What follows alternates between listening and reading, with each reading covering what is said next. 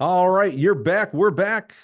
And I'm going to have a lot of fun with this one because from time to time, if you're a regular listener, you know that we have the best, most awesome coaches from around the country and really from around the world on a weekly basis here. We've just had some community college coaches on, which was amazing. We started off the season here, season 5, with the Baylor 4x4 podcast series. That's awesome. We had a lot of fun there. And this one's going to be fun too because from time to time, I like to bring you one of our teammates here at Gill Athletics. If you're a longtime listener, you remember Jennifer, All-American Division I thrower at Indiana. That's our customer service manager, one of the top 10 javelin throwers in the country. Tim Glover, he's our sales manager here.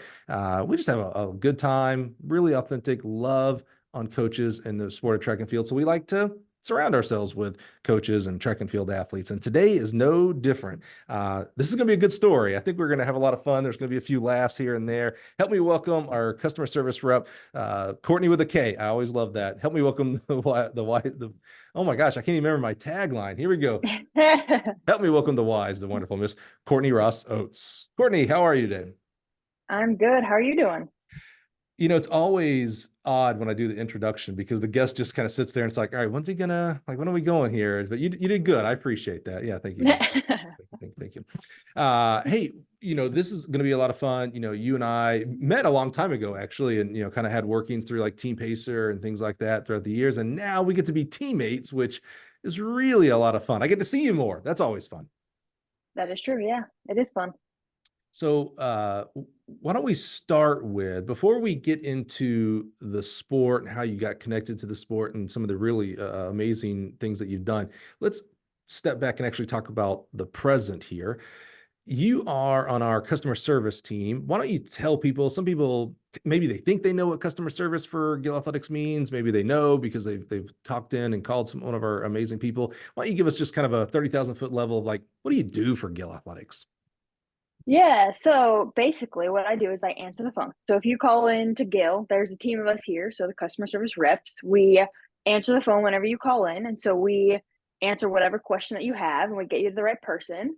Then what I do specifically is I work with the pole vault clubs and track specialty dealers, some of them. So yeah, so if you're a pole vault club, then more than likely what you're doing is you're emailing me and I am facilitating your order. So basically, I'll put your order in, make sure there's any questions, if anything needs to get done with your order. That's what I do. So yeah, I work with all the pole vault specific people. So the people who know pole flexes, usually. Yeah, asterisk, right, exactly. One of my favorite things, I actually fought for this a long time ago now. I've been here getting close to 18 years, which is roughly your age, Kortney. So, I've been around a long time here at Gill Athletics. Um, Thank you for that, by the way. yeah, thanks. I'm making up for the pre-interview. Um, we used to, like most in our industry, have an automated system. You would call in and press 1 to get customer service, all that kind of stuff. And I don't, things that bother me as a regular person consumer, I don't like doing at work. And so I think one day I'd called in to some other, Best Buy or something like that and got this automated. I was like, oh man, it's just, I just want to talk to a human. And, you're pressing 0 or you're, human, whatever. And, Yeah. and I remember I was like, I came into work and, I don't ever call into work. So I didn't actually know. And I started thinking about it, I was like, I wonder what we do. And so I got my cell phone and I called us and it went to an automated system. And I was like, oh, guys, I remember calling a meeting. And I was like, raise your hand if you enjoy a computer answering the phone when you call anybody. And no one, of course, raised their hand, right? And Oh yeah. and I was like, well, that's what we do to our customers. And so it literally got changed within like the week. It was awesome and has been ever since then. A human will actually answer the phone. And so I love, when I'm on the road, when I do call in, I love when you answer the phone or one of our other customer service reps answer the phone. There's just something about, the phone picks up and, hey, Gill Athletics, how can I help you? And it's like, oh, thank God. I feel like I'm actually going to get help.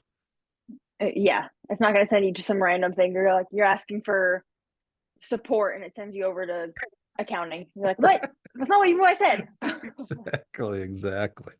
What if you've been with us for It's not a 8 months, yeah, okay, I was gonna say it's not a year. something like I knew it was moving towards a year, right? What has been like cool. We get to talk to some pretty cool people. Now, that. we're going to learn you're still going in your career as a pole vaulter. So you get to hang out with a lot of cool people too. But has there been like a fun experience? You really got to help a customer in a pinch, or you got to help on a big facility order, or maybe you helped I don't know, I'm making something up here, a 12-year-old girl in, well, I almost said Iowa, 12-year-old girl in Yeah. Texas needed a poll or needed advice on a poll, whatever. What's kind of, if you think about some of the cool things you've gotten to do, what's kind of been a highlight for you?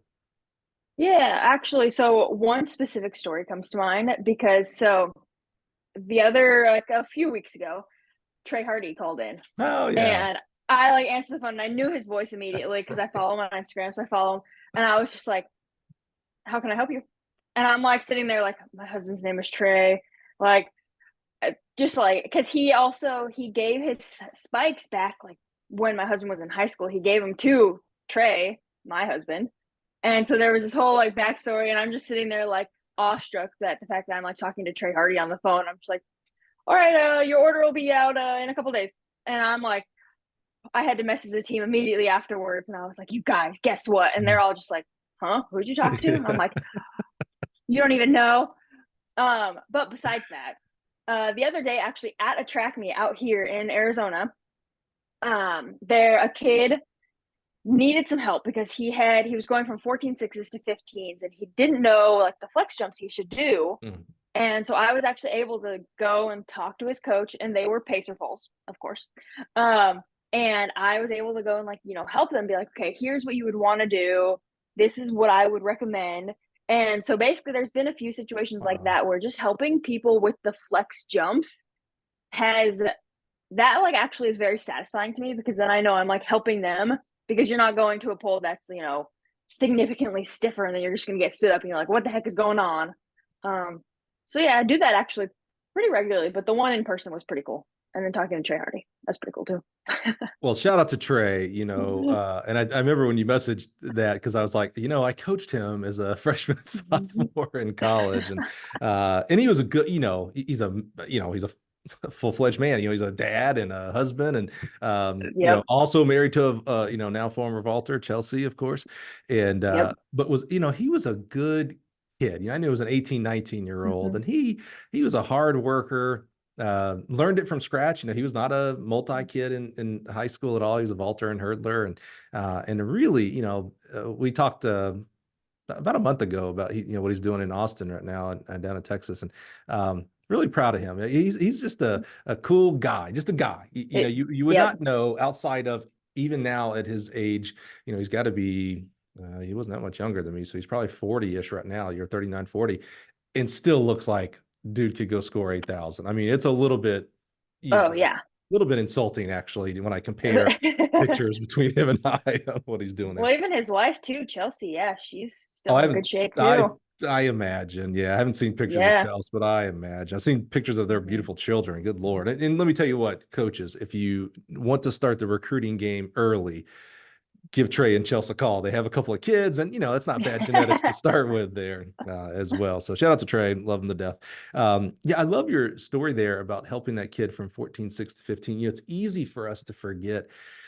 We're inside these four walls. We're putting in orders every day. We're taking a lot of phone calls. I'm doing a lot of social media stuff every day. And there's other, we're manufacturers. There's a lot of just things that we have to do that, you never see from the outside. And it's easy for us to forget everything we do affects some young kid out there, from Yep. that ninth grader that is learning to throw the shot put for the first time and she's throwing 20 feet. That we're helping. That's the future 60-footer right there. Hmm. To the kid who's scared to go try pole vaulting because I've seen these guys jump 18. I can't do that. And we help a coach work through a Pacer 1 series, a beginning series, something like that. It's easy to forget that, and so I love that connection when you have stories. Those are the kind of stories, Kortney. Honestly, when life's tough. You made a mistake, and so a dealer's on you or a coach is on you or something. Hmm. everything's going wrong or whatever, long hours, etc. Remember, man, there's a Kortney out there right now that because of you and because of the team is able to do things and maybe go to college. And even if she doesn't go to college, she's able to enjoy the sport and specifically the event of pole vaulting. So I love that story. That's so cool. I really like that. Yeah. That's awesome. Actually, I'm going to pause you right there because Walker, so my dog named after Brad Yeah, Walker, we're gonna find out. he's She is DNA all the way in pole vaulting, by the way. Yes. yes. By the way, he is 12 years old. Okay. He is scratching at the door, so hold on one Okay. second. Get Walker. So yeah, she's got a dog named Walker, named after Brad Walker. There's no stopping her with pole vaulting. That's for Oh, sure. absolutely not. It's a thing. Once you get into it, You're in all the way. I'm Look at coming now. Oh Walker. yeah. Kind of walks like Brad Hold does on. now too. Yeah. There's Just so Walker. everyone can see. If I remember right, Walker has his own Instagram account, right? He does. It used to be Furry Brad Walker. I think we changed it now to Walker Boy.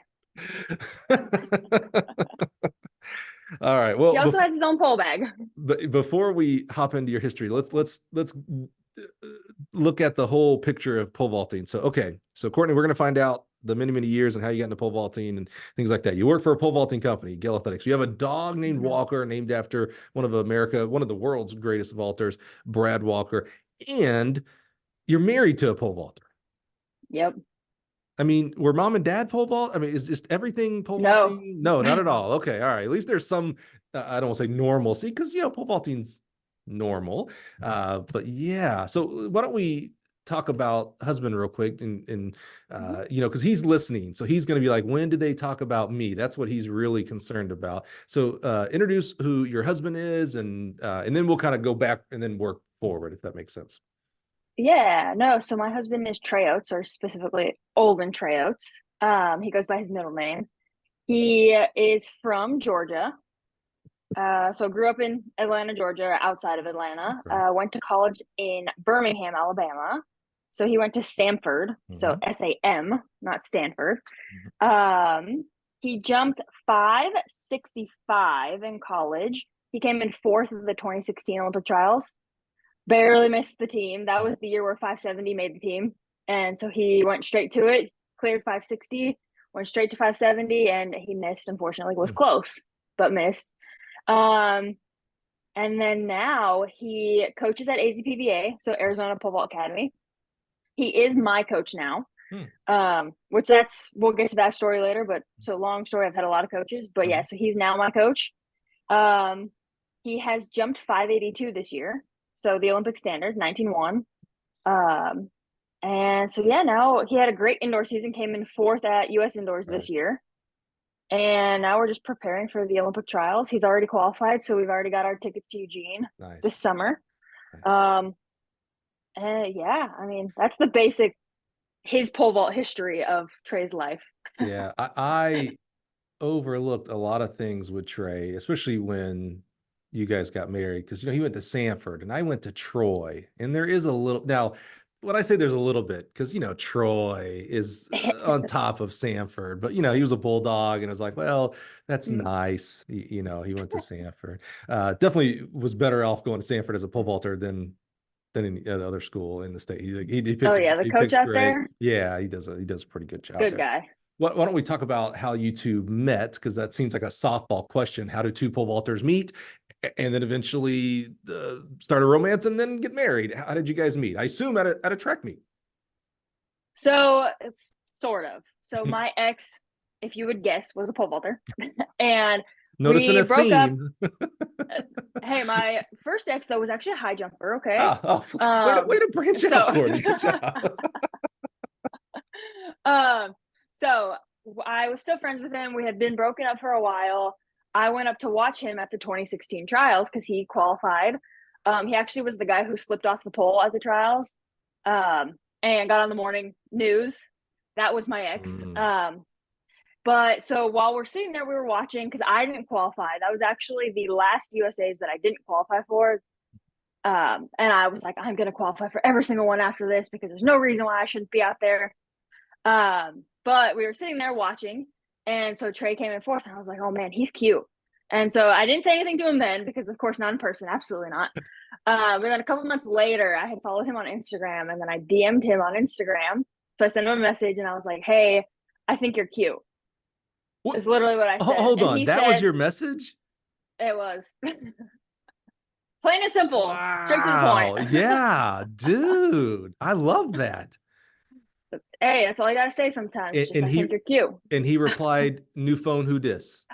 No, he said, I think you're cute too, Beyonce. And if anybody knows what song that comes from, you get a billion bonus points because even to this day, Yeah, I'm still like, I don't even know where that reference is yeah, I'm from. not cool enough at all It's for a that. Froggy Fresh song.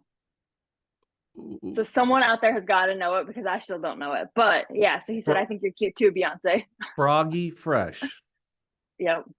I'm gonna. And I obviously didn't know what it was. So I just was like, oh, haha, whatever.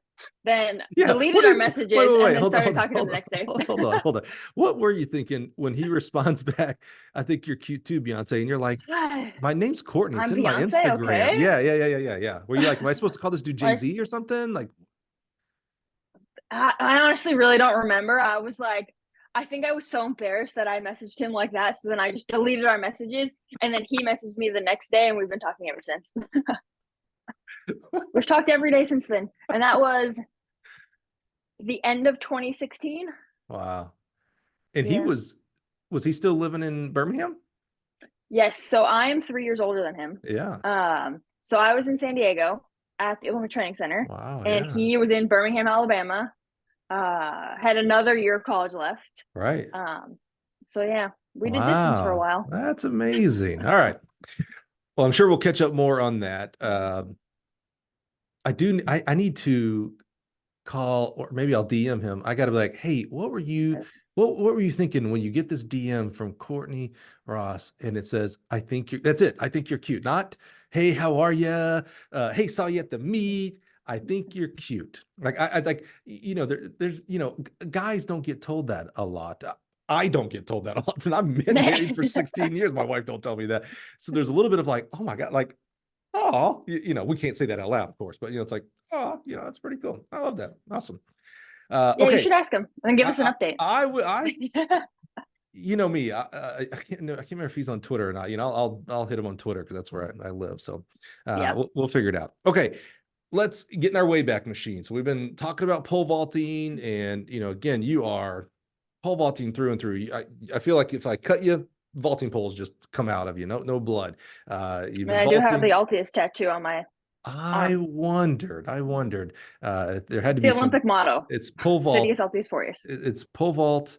Pole vaulters, like tattoos go hand in hand. So I was like, there's got to be, yeah, absolutely. So let's hop in our Wayback Machine. Let's talk about, where does track and field start for you? Does the sport of pole vaulting start immediately? Kind of give us, let's go back and figure out track and field for you. Yeah, so basically I thought I would be a distance runner because being young, your parents signed you up for 5Ks. Like, we did the family 5K thing. So when I was young, I would do really well because there's like 5 of us in the whole thing. So I would win my age division. It's like 8 years old. So I thought I would be a distance runner because I was doing so well. And then I got to our 8th grade Olympics. I signed up for the 1 mile and the 2 mile. And my dad's like, I don't know why you did this, but like, hey, that's your choice. Do it. And I ran the mile, and I got in line, like, because there's a lot of us. So you have to like get in the chute, like, when you finish. Right. I threw up, and I was like, I'm never running this ever again. And then I actually went to my first track meet in 8th grade.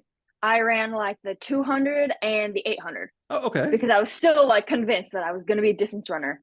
Wow. And the only reason why I won the 800 was because there was 2 of us in it, and I followed her the whole time until the last 100, and then I passed her. Now kicked her. Don't ask me what my time was because it was probably somewhere around 3 minutes. Sure. Yeah, that's my PR. If not so slower than that. I'm not worried about it. That's my PR. So we're good. We're good. Oh. We're good. So then basically my dad was like, he kind of was like, okay, now do you understand that I think you should be a sprinter? And so I got into sprints. I joined club track. So I was doing club track as, a little. Where is this? Where are we growing up at? San Diego. San Diego. Okay. All right. Yep. Yeah. So I was doing club track. And actually my distance career was probably a lot earlier than 8th grade.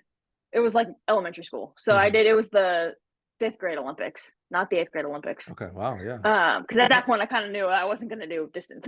And I'd imagine San Diego has a pretty vibrant track scene, even through age group Oh and yeah. stuff like that, I would assume.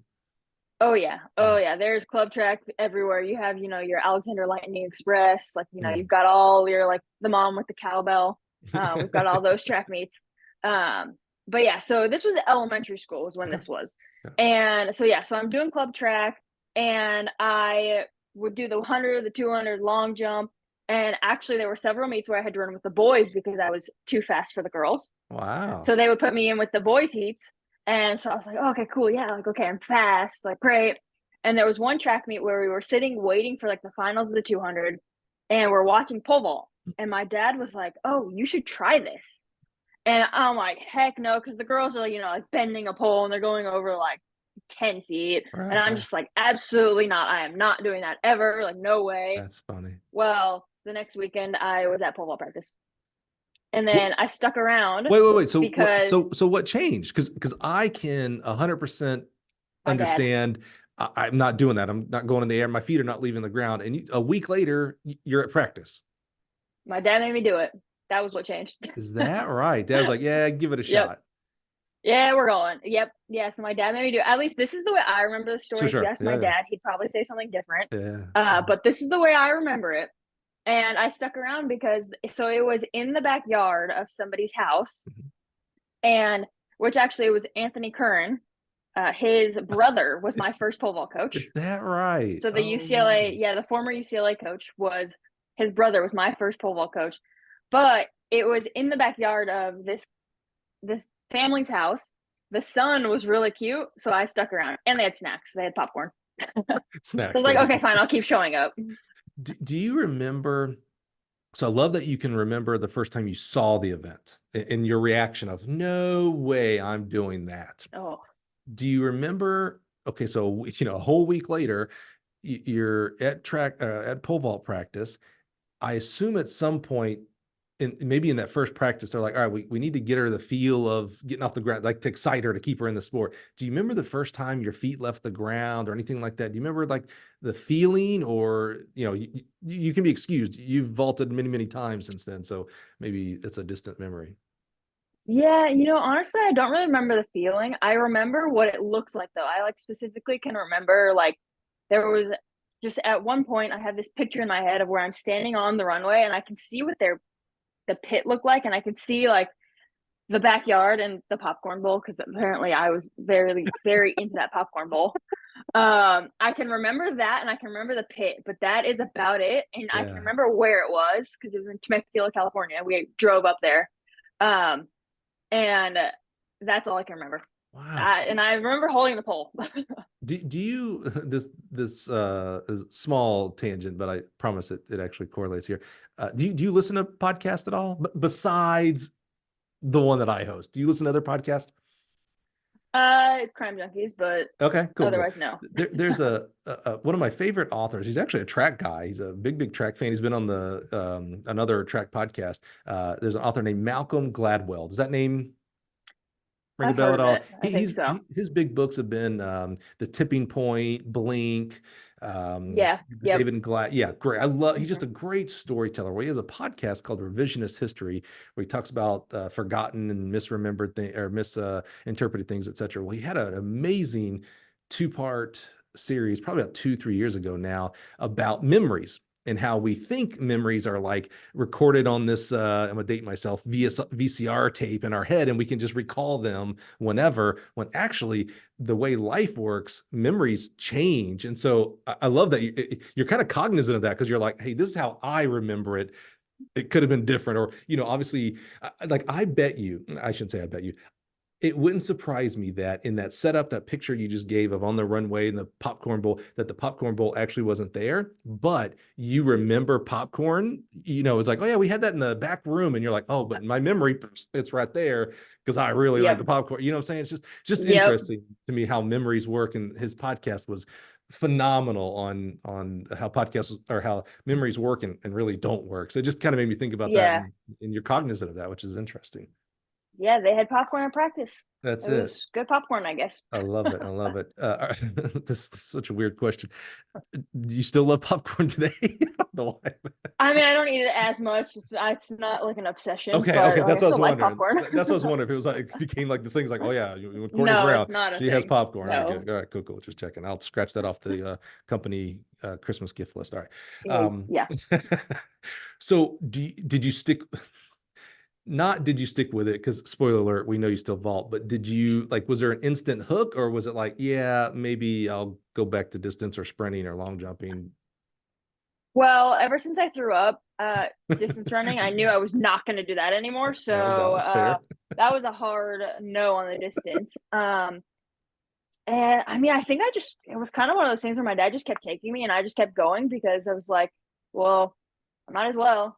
And I liked working out. And so, yeah, I just kind of just stuck with it.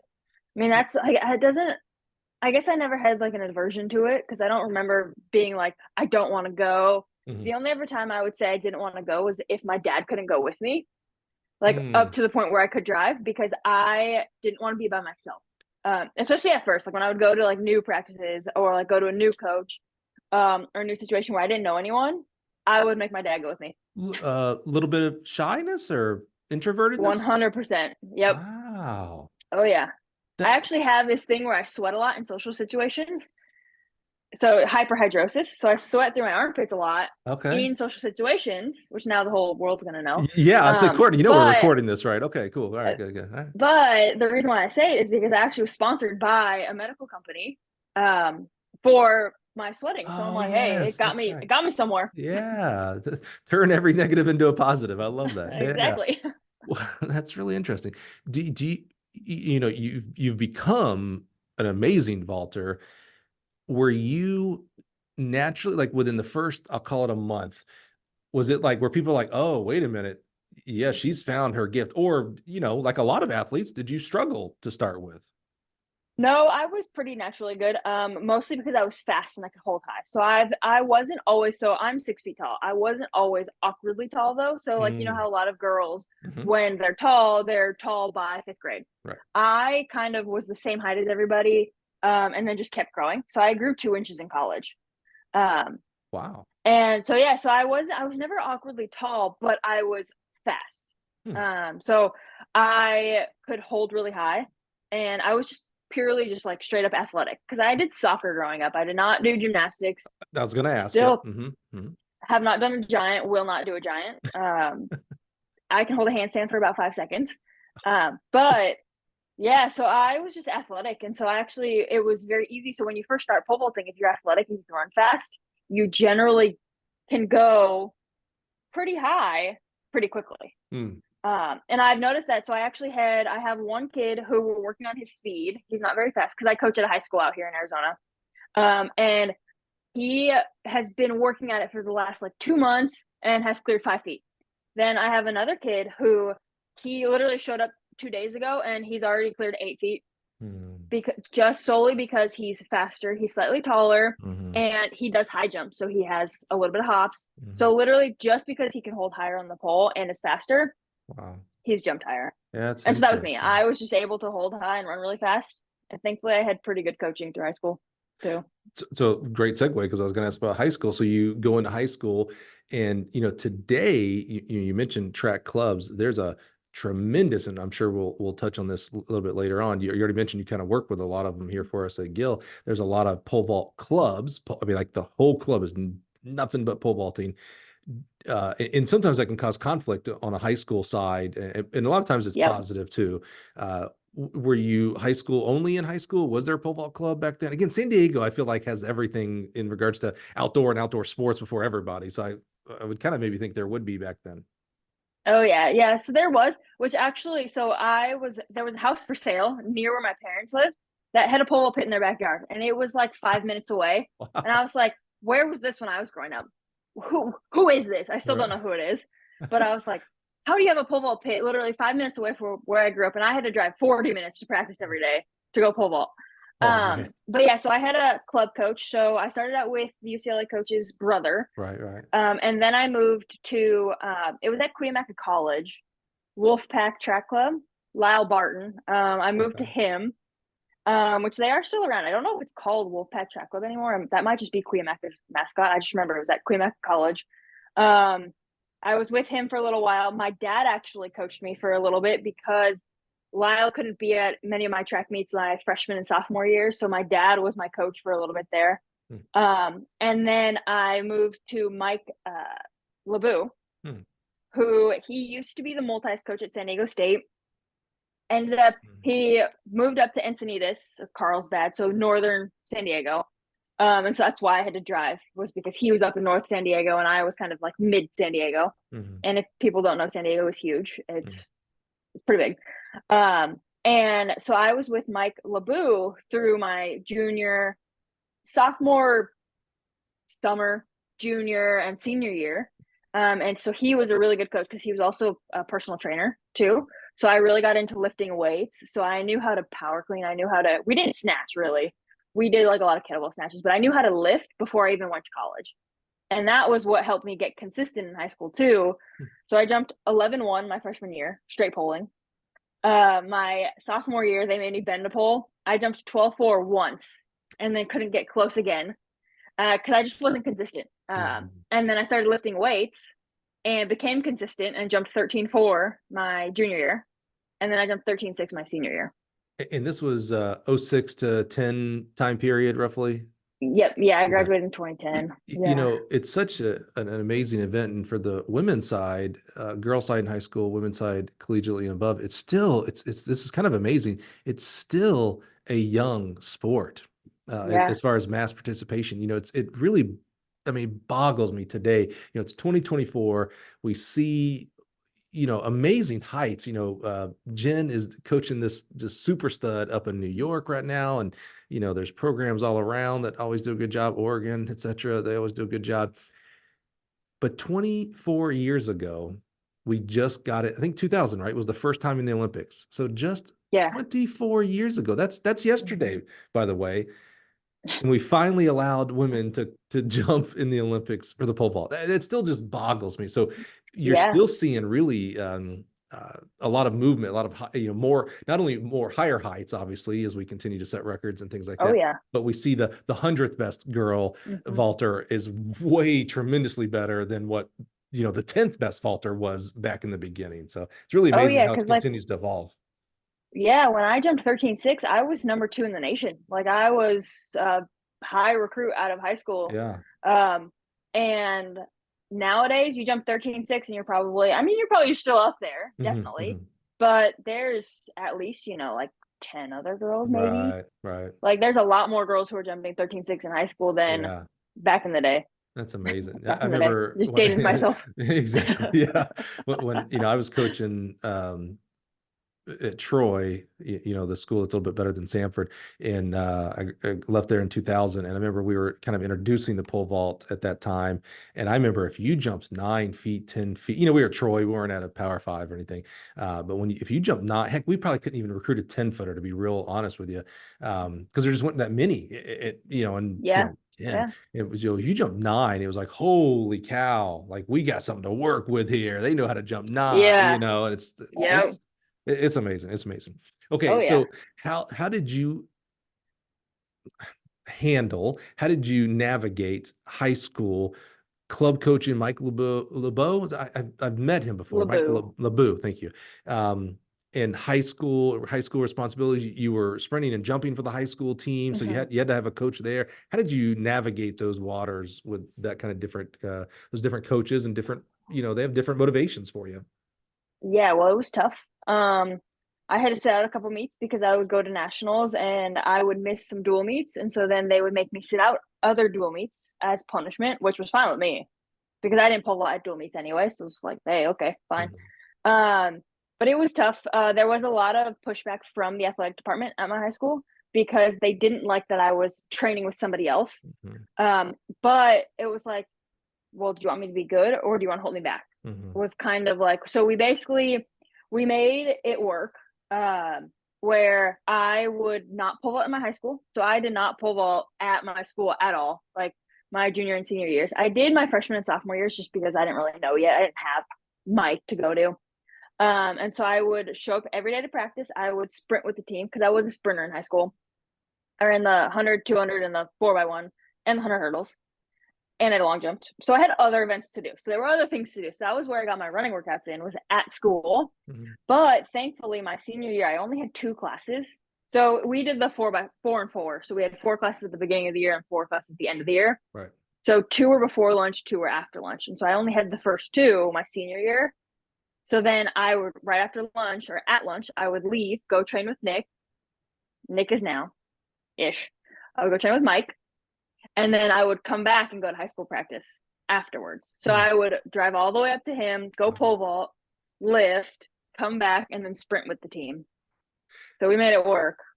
You know, I have a lot of empathy for both sides. You know, we talk about this club and high school competition. And we've had, you know, some club coaches on here, high school coaches on here. And, you know, that's usually a topic I talk about. It's just, you know, how do you navigate that? And, you know, I really like, I don't have a strong opinion on one way or the other because I can see both sides. You know, as a high school coach, I'm a former high school coach. I'm like, man, you're on a team. Like, Kortney, I know you need to go such and such to go get pole vaulting, but I need your leadership here. I need the other kids to see what you do. So I get that. And then on the other hand, I also know, especially with an event like pole vaulting, it's like, oh man, I can't coach you, or I can't coach you as well as a Mike LeBeau. So I want you to go develop and become better so you can come back and score more points. It's tough.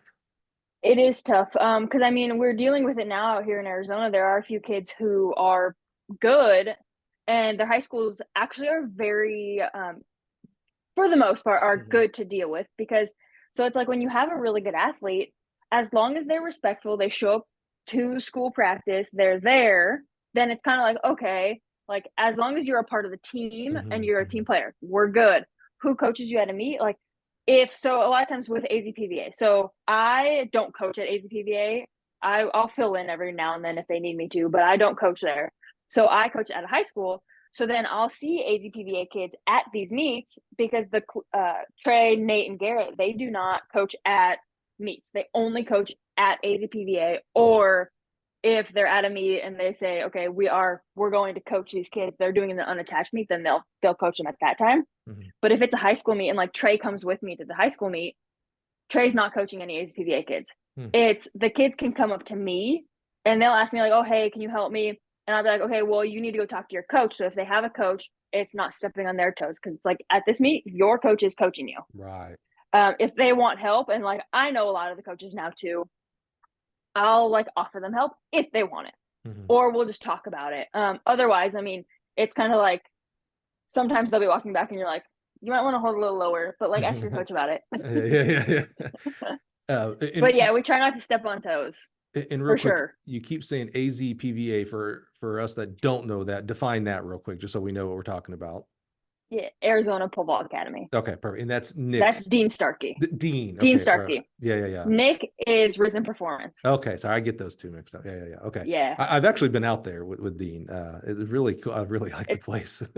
It's gotten even nicer now. Oh, really? Yeah, it was pretty cool. So, all right. Okay. Yeah, it's hard. And, you know, the two things that I kind of keep hearing when I talk to, you know, athletes and coaches like yourself and other club coaches and high school coaches, there's kind of two, and I'm sure I'm missing like a third and a fourth, but two real keys. One is, man, your communication has to be on point. When is athlete going to be at high school? When are they going to be at the club? What meets are they going to compete at? What are the really important ones for club, and which are the really important ones for high school? Things like that. Communication with the athlete and the high school coach of like, hey, I am on the team. I want to be that leader for my high school team. You know, it's communication has to be on point.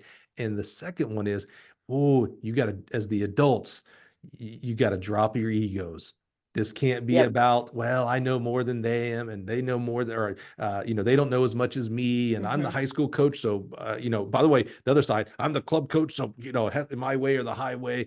Those are the two things that I keep hearing over and over for those who have done it successfully is communication greatly intensified and ego greatly diminished.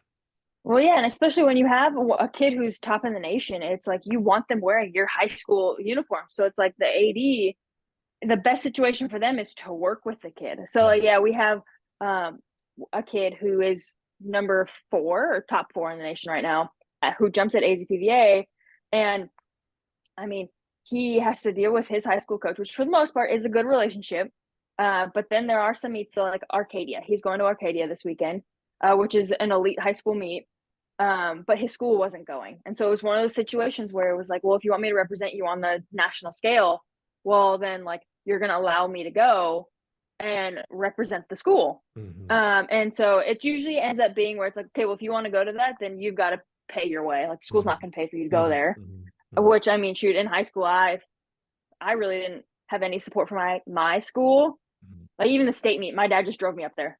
My school did not pay for, because also California is really big, so it was a 6-hour drive to our state meet. Phoenix, it's like down the street. Actually, it's like 15 minutes from my house is where the state meet is. But yeah, so it's really kind of like, you gotta just, if you want your school to be on the national scale, and you have a good athlete, just allow them those opportunities, because they are different than the normal population. Is there a conversation to be had? You keep, and I know why you keep saying this, because it's the world you really live in here, Kortney. You keep saying, you know, if you want an elite athlete wearing your high school jersey, if you got a kid who's got a shot at going to college, you know, those kind of things. But to me, I don't think a rule should be different if you jump 8 feet in the pole vault or 18 feet in the pole vault. As long as you follow the rules. That's what I'm saying. Yeah. Like So, if you want your 8-footers to become potentially 18-footers or whatnot, you know, then however the communication is going to work and what practices they can miss and not miss and what meets, I think that has to be a conversation. yes, I'm sure you were just saying, because that's the world you live in. You know, you live in the elite world. So yeah. It's okay. as long as they follow the rules. Right. Because you have to stay legal, because even if that elite kid breaks the rules, well, then they now are ineligible to compete. So yes, so they have to stay within the rules, but it's also like allowing them the opportunity to go and compete against other elites, which that's right. I don't know the specifics of the rules, but I know that they can do that. Because I did it. Well, let's get back on your track here. So you're long jumping, sprinting, hurdling, you're vaulting, you know, 13 feet as a junior and a little bit better as a senior. So your athleticism is on point. Like, you know, I don't care what, if you're jumping 13, you're pretty friggin' athletic. Are your long jumps and hurdles and stuff, are you pretty good there too? Or is it like, yeah, I stink there, but man, get me on the runway and I'm really good? Well, I do still hold the school records for my high school in those. Very cool. So I think I jumped like 18.2 maybe. Oh, okay. 17.6, 18.2 in long jump. That was only one I did not practice it. I just showed up and did it. And I also landed face first. I didn't actually land on my butt. And then my 100 times I ran 11.89 in high school. I qualified for state and I did not make the state finals running an 11.89. That was why I ran it. Was at state. Jenna Prandini ran an 11.1 that year. Oh, that's one of those where you know, it sucks for your birthday. You're the same time as Jenny Brandini? That sucks because she's winning. So tough. Yeah, and in California, awesome. There's only one state champion. So there's one state meet. There isn't, because in Arizona here we have like 5 different state championships. So it's like there's 5 different state champions, and you're like, well, and then they do a like all champions meet or whatever it is. I don't know what it's called. But where then you do like everybody competes against each other, but that's like an after the fact thing. California was just one. You know, you set me up so good. So depending on when you're listening to this, in April and May of 2024, we interviewed one high school coach from every state to talk about the state meet. And so Arizona, when you were explaining, I was like, oh yeah, I know that. I talked to Coach Arabin. He gave me the whole rundown. And then California, JT Ayers, he came on the show and gave us the whole, the California one actually kind of confused me. You'd think it'd be a little bit more simplistic because there's one state meet, but when he was talking about the different, I can't remember if we called them districts or whatnot, but it was just like, oh yeah, I'm a little confused here. And I think he even was like, yeah, sometimes I do too, because I just focus on my area so I can help my kids move on. I don't know what the other areas are doing. I just focus on mine, but it's fascinating. We went through all 51, Washington, DC, went through all 51 state meets, how they qualify, the different events they do. It was quite fascinating. Which states do and don't do pole vault, by the way. There's unfortunately more than one. What other sports states do multis for their state. It's fascinating. super, super fascinating. So if you haven't listened to that series, go back. They're about 20 minutes each. We did one every day in the months of April and May, and it's fantastic. It really was. I'm so pleased I was able to host that and bring that to everybody. So okay, so you are qualifying for state. You're running 11. Did you say 1189? Yeah, wow, that's fast. Okay, so that is, and you mentioned you're, top two in the country for the pole vault. So you're getting recruited.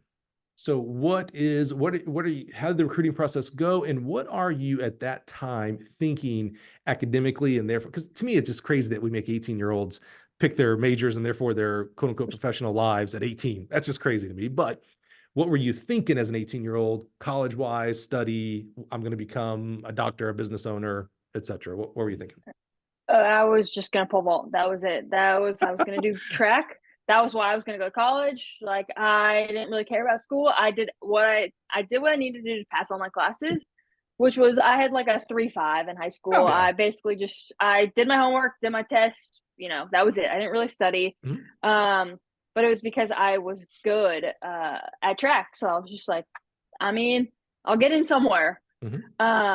And or at least that was the hope, was Mhm. to just get in somewhere for track because that was why I was going to go to college. And so for me, I feel like my recruiting process was probably different than it is now. Um, or maybe it's still the same because we had homeroom, and every day in homeroom, I would just get letters from colleges. So they would send them to my school, and every day I would just be handed letters from my homeroom teacher, and it was just like random schools. And I would fill them all out just because, and I would send them back. So I filled out the Air Wow. Force Academy one. Yeah. Yeah, I got the letter back where it said basic training, and I was like, absolutely not going there. No, thank you. But yes, I filled every single one of them out. I got all the pamphlets, and Wow. then I pretty much stuck to West Coast schools. Sure. So at the time, the Pac-12. So I stuck to the Pac-12. I did not really, go much further outside of that because I knew I wanted to at least stay pretty close to my parents. I wanted to get away because I hang out with my parents way too much. So I needed to at least get away from them. But I didn't want to be too far to where it would like make traveling home tough. Mm. So yeah, I went on official visits to Oregon, Washington, uh, Cal Berkeley, UCLA, and USC. Wow, dude. Mhm. What was the state of recruiting as a student athlete research wise? Meaning, those schools, you can easily have an instant attraction to them because we'll say football, but just the athletics and wow, Oregon's cool because Nike and all that stuff, and USC, oh my goodness, come on, Mhm. UCLA, all those schools, Washington, all as far as just like being a student, why wouldn't you want to go to any one of those schools? Those schools were all Yeah. awesome. But were you able, was it readily available to you? And did you even think about it? Research like who's the pole vault coach? Who am I going to be working with? Or was it more of just like the track team in general? So for me at the time, it was the track team in general, Hmm. and which I do actually regret. And so nowadays, I will tell kids who is the pole vault coach. Are they a good fit for you? Mm. Because I wanted to win a team championship. I didn't necessarily even really think about the fact that I wanted to win an individual championship because I just figured, Wow. oh well, if my team is good and I want to win a team championship, well then, like it's probably a good pole vault program too. So like I'll probably be in a good situation to where I'll jump high and I'll help them get points. Huh. Um, Not the case. It Yeah. doesn't really work like that. I was gonna say, well, you've learned this quickly. That's not true, but okay. Yeah. It can be true, but it's not necessarily true, It's right? yeah, no, so that was not the case. So I I mean, I chose to go to Oregon, so I went to University of Oregon. Yeah. I actually had verbally committed to UCLA, was gonna go to UCLA, and so I had a deal where if I got a full ride to college, my parents would give me a car. And so it was their car that they had. And so I was like, well, I need to get that full ride because I want a car. Yeah. Yeah. And so I got a full ride to UCLA, got into UCLA. And so actually that's what's funny is so talking about college, a lot of the like kids who, really focused on school at my high school, they got rejected from UCLA. But uh my essay for UCLA was women's track and field. And then I got into UCLA, Wow. and they didn't. I I, was like, I that kind of made just, me feel cool. it's funny you said that because I just learned recently, like within 3 months, 90 days, I always thought, I'm not a West Coast guy at all. So, kind of like West Coasters that have some misconceptions about the South in schools. I, from the South, had misconceptions about the West. I thought so UCLA, USC. I thought USC being the private school, oh, that's the big academic, hard to get into, expensive, etc. And UCLA was the state meet, everybody could get into kind of thing. And I found it was Tim Oh, Glover, actually, our sales manager, javelin thrower here, was like, oh no, bro, UCLA, like that, the that's academics on that are prestige. tough. Oh, Like they're top 10 academic in the country. I had yeah. no clue. I had this, I mean, it's a beautiful campus, and the Oh, baby yeah. blue and gold is really pretty, so, but I was always Mhm. like, oh, that's like they have 100,000 students because everybody goes there, it's like, oh no, bro, Oh, no. yeah. So you getting a full ride, your academic people were like, God Mhm. dang it, that's where I wanted to go. Yeah, I had no clue. That's awesome. Exactly. That's so cool. Yeah, and then so Oregon called me because I was like really sad that I had to turn down Oregon because Oregon's beautiful. Even at the time, it's not as beautiful as it was now, but even at the time, it was like we still had it was brand new facilities Mm-hmm. for the time. Yep, yep, yep. Yeah, um, different now. and Yeah, oh yeah, it's way different now. It's yeah. like the yeah, it's crazy. Taj Mahal. Yeah, But I had to call him and tell him like, yo, like look, like because I think they had given me like 70% of the time. I sure. was like, Yeah, I just can't do that. yeah. Um, Hey, and and I haven't heard you mention, you're in San Diego State at all? Man, that's a heck of a vault program. oh no, that's too close to home. Okay, No, that's no, what no, I wondered. no, Okay, all right. no. That's fair. That's fair. That's fair. Yeah, no, because like I said, I hang out with my parents too much. So if I went to San Diego State, I probably would have lived at home. I would have Sure. gone, or I would have gone home every weekend. It was Right. like Right. Right. couldn't do that one. Yeah, makes sense. Makes sense. So I knew I at least needed to be like LA or further, so at least 2 hours, so it Got was it. like a drive. Got it. But yeah, so then one day Oregon calls me back up and they're like, "Hey, we have a full ride available for you. Do you want to come here?" And I was like, "Yes, I do." Wow. Called the UCLA coach back up and was like, I'm not coming there anymore. Okay, thank you, bye." And I was crying on the phone when I had to tell Oregon that I couldn't go there. When I had to tell UCLA I wasn't going there, I was like, "Okay, talk to you later, bye." Like, Yeah.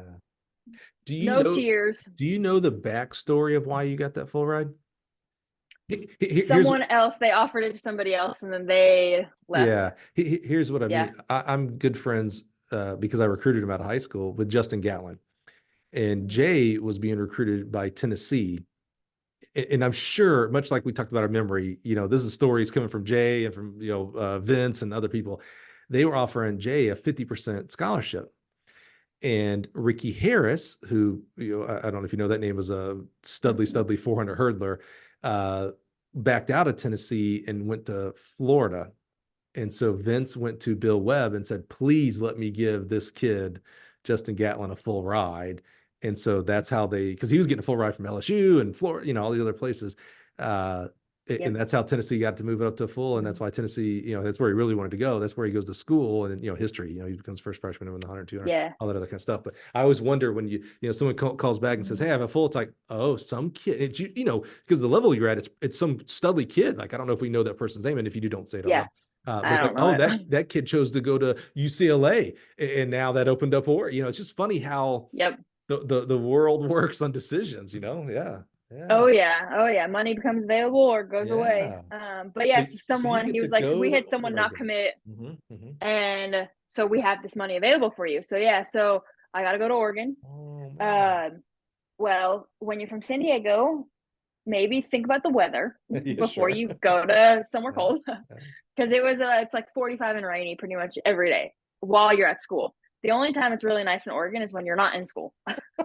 It's the I never summertime. thought about that. And I don't have allergies, so that broadens my availability to be in Eugene. Because Wow. if you have allergies, Eugene's a pretty tough place to be. Eugene gave me And I allergies. don't. Yeah, it's tough. Yeah. It is. Yeah, because Trey has allergies, and so when Mm, we're there for the trials, mm, we have to. So we sleep. So we actually stay. So basically, what ended up happening was I left Oregon. And the coach, so I was at Oregon for 3 years. I got injured every year. I mhm. left. The coach that I left and went to jump with, Mark Vanderbilt, he is actually now the coach at Oregon again. So he's at Oregon now. He Okay. used to be the coach Mhm. before I got there. He left, was a firefighter. Mm. I went to jump with his club while he was the firefighter. Mm. And then So we stay at his house when we go there for the trials, and we sleep in an Airstream. So back to the allergy thing. We Yeah. sleep in an Airstream, but we have to keep the window shut Mhm. because otherwise then the pollen comes in and Trey can't breathe. No, it's Me, I'm fine. I don't notice it. it's funny. But I never went through coaching to Oregon, and then when I got to Gill, now I go there, every year, sometimes two, three times, for different events. And I remember the first time I went with Fred Dixon, my now retired former boss, and he would, we talk about, the way the valley is and the grass seed capital of the world is just north, and it just fun. And I was like, oh, that poor guy, and he would, all the Claritin in his eye. I mean, I felt so bad for him. It's But I tough. was fine. I didn't have allergies. So I'm like, oh, that sucks, man. Let's keep going. And then, 3 years later, 3 or 4 visits after that, I'm like, oh man, my eyes are kind of itchy. Then the next year it's like, oh man, my throat. I now stink and have I swear to God, I'd never had allergies until I started going to Oregon. Oregon gave me allergies. I have it all the time, every Also, year. by the way, as you age too, so you get older, things change. So like one of my aunts, she wasn't allergic to peanut butter, and so she loved peanut butter. Allergic to peanut No. butter now, Oh, kill and me. nothing happened. Nothing triggered it. She just Oh got man. older. I hope that I love peanut Yeah, butter. I hope that doesn't happen yeah. to me. Oh So it man. does happen. It happens. Yeah. I wonder if there's a dietary supplement that doesn't happen. I don't know what I do with milk Like and peanut the butter. Oh, yeah, the lactose intolerant. You oh can my take gosh. the pill where Yeah, you can yeah, eat yeah, cheese yeah, still. yeah, yeah, Yeah. yeah, yeah, yeah, yeah, yeah. Okay. But then back to San Diego I State. knew I this would actually get on a transferred lot to of San Diego State. tangents. I knew this would go on a lot of tangents. Okay. So Oregon's not working out. You're getting injured a lot. Are they winning team titles though? Because that's what you went for and They that what made you are. happy? Okay. So you're kind of They happy were. with that? I wasn't included. I didn't get the rings. But I got the Pac-12 rings, the Pac-10, Pac-12 at the time. I got Yeah. those rings because I always Okay. did well at Pac-12s. Okay. Um, but I did never made it to nationals. The farthest I ever made it was to regionals This may be a because I dumb jumped. question because I never had the opportunity to do this. If 10 kids, 10 women on your Oregon team here as an example, go to nationals and they win nationals, you didn't qualify. So you're with the other 40, most people don't Mm-hmm. qualify, right? Do they not buy rings for the other 40? Someone is laughing at me right now. I just know it. I didn't know. Do they not? It's Nope. only the people who go to Nope. nationals. That's the Mm-hmm. team. Oh, I don't know if At I, least at Oregon when I was there, that yeah, was how it was done. It I was don't, just if you were there at the meet, even if you didn't score points when you're at the meet, but if you made it, you got the ring. I don't know if I like If that. you were on the team and you were just at home, no, because you weren't a part of that. I know I'm going to use football as an example, and I know football is different for, many reasons and financial, et cetera. But if I'm That's a, a team sport, though. but if I'm going to maybe go the same way. If I'm a walk on and my team goes to national championship, but I'm not on the travel squad, so I didn't go. So I didn't contribute anyway. I didn't contribute at the game because you definitely still contributed at practice. And, do they get I think they get a ring. I That really might just do. be up to school policy or like Yeah. how that head coach Yeah. Yeah. runs Yeah. it. Yeah. But so that one makes more sense to me Interesting. why they would get it because it's like everyone is helping the team But, get to this point. It's a team thing. but Track you, is very individual. No, but you did help, Kortney. There are Yeah, the team. you influenced the distance runner friend that you cheered on or gave emotional advice to. I'm assuming you didn't give distance advice. Maybe it was a Coach Johnson thing. Yeah, I don't know. That's interesting.